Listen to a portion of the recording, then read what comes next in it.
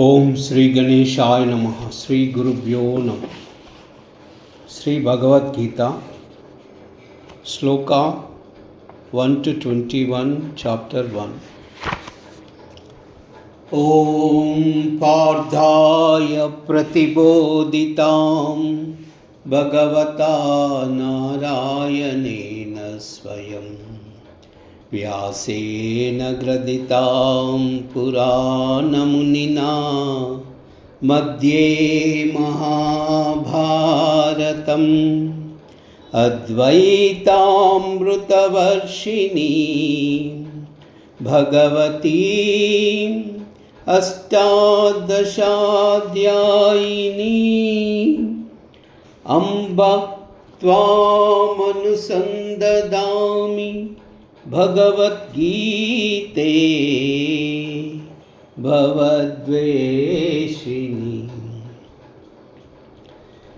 నమోస్తు వ్యాస విశాలబుద్ధే పుల్లారవిందాయత పత్రనేత్ర येन त्वया भारततैलपूर्णः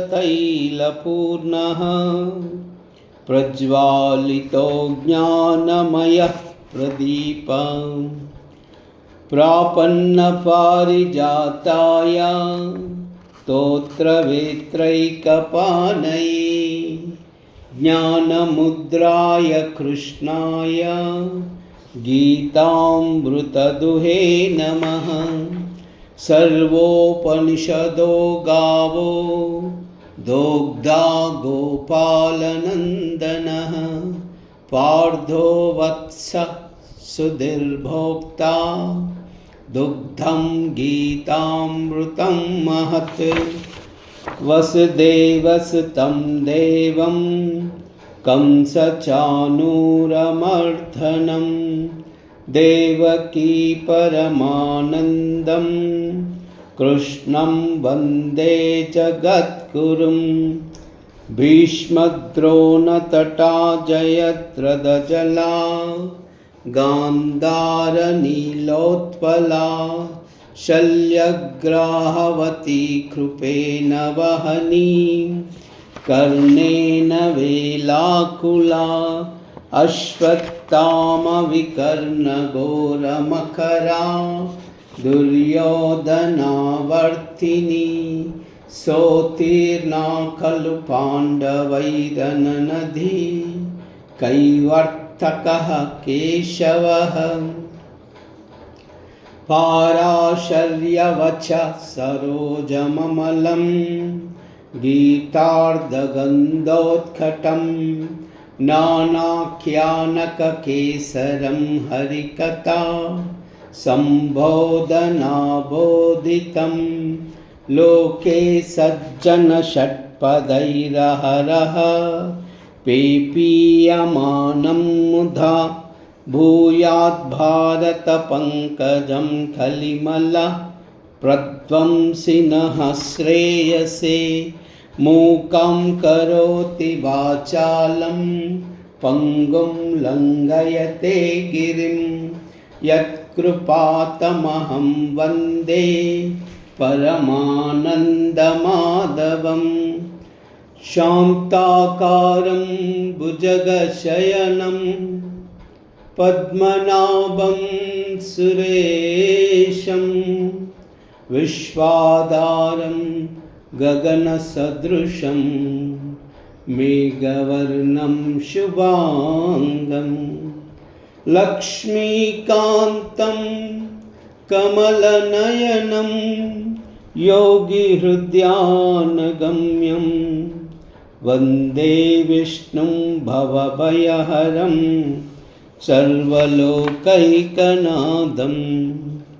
यं ब्रह्मा वरुणेन्द्ररुद्रमरुतः स्तुन्वन्ति दिव्यैस्तवै वेदैः साङ्गपदक्रमोपनिषदै गायन्ति यं सामगा ध्यानावस्थिततत्गतेन मनसा पश्यन्ति यं योगिनो यस्यान्तं न भविद्धुरासुरगणा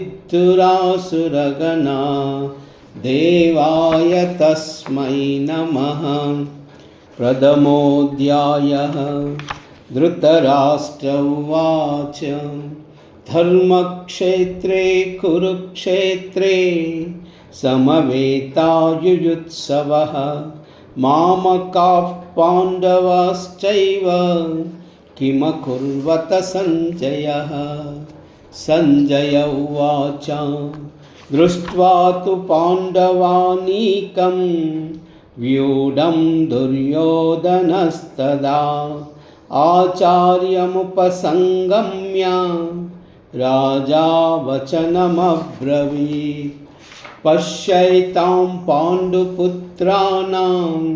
आचार्यमहतीं चमुं व्यूढ्यां द्रुपदपुत्रेण तव शिष्येन धीमता। अत्र शूरा महेश्वासो भीमार्जुनसमायुधि युयुधानो विराटश्च द्रुपदश्च महारथः। दृष्टकेतुर्चेकितानः काशीराजस्य वीर्यवान् पुरुजित्कुन्तिभोजस्य शैब्यश्च नरपुङ्गवः। युयुधामन्यश्च विक्रान्ता उत्तमौजाश्च वीर्यवान् सौभद्रो द्रौपदेयाश्च सर्व एव महारथ। अस्माकं तु विशिष्टाये तान्निबोध द्विजोत्तमा। नायका मम सैन्यस्य संख्यार्थं तान् ब्रवीमि ते।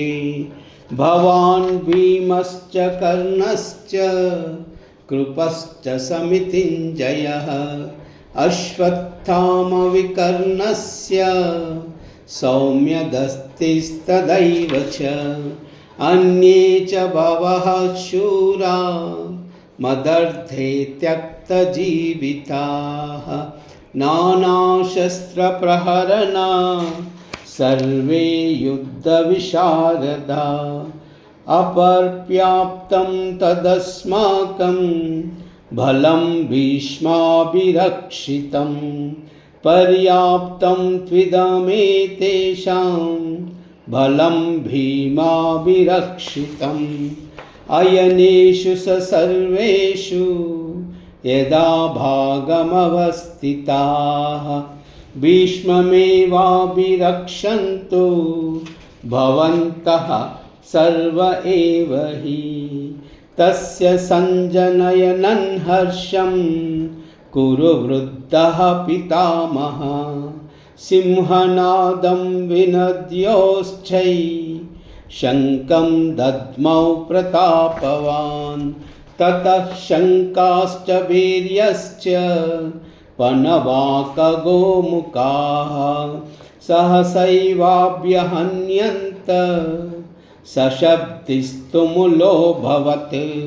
ततः श्वेतैर्हयैर्युक्ते महती सन्ददे स्थितौ माधवः पाण्डवश्चैव दिव्यौ शङ्खप्रदद्मतु।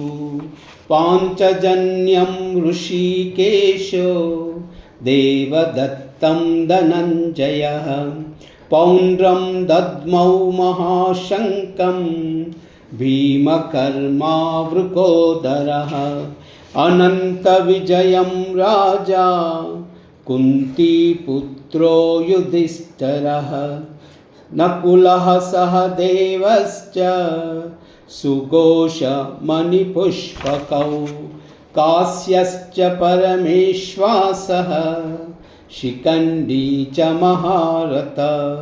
दृष्टद्युम्नो विराटश्च सात्यकीश्च पराजितः। द्रुपदो द्रौपदेयाश्च सर्वशः पृथिवीपते। सौभद्रश्च महाबाहु शङ्कान् दद्म पृथक् पृथक्। सघोषादार्तराष्ट्राणां हृदयानि व्यवादरत्। नभश्च पृथिवी चैव तुमुलोऽभ्यनुनादयन्। अत व्यवस्थितान् दृष्ट्वा दार्तराष्ट्रान् कपिध्वजः प्रवृत्ते शस्त्रसम्पाते धनुरुद्यमपाण्डवः। ऋषिकेशं तदा वाक्यम् इदमाह महीपते। अर्जुन उवाच सेनयोरुभयोर्मध्ये रथं स्थापयमेच्युतः यावदेवान्निरीक्षेऽहं योद्धुकामानवस्थितान्।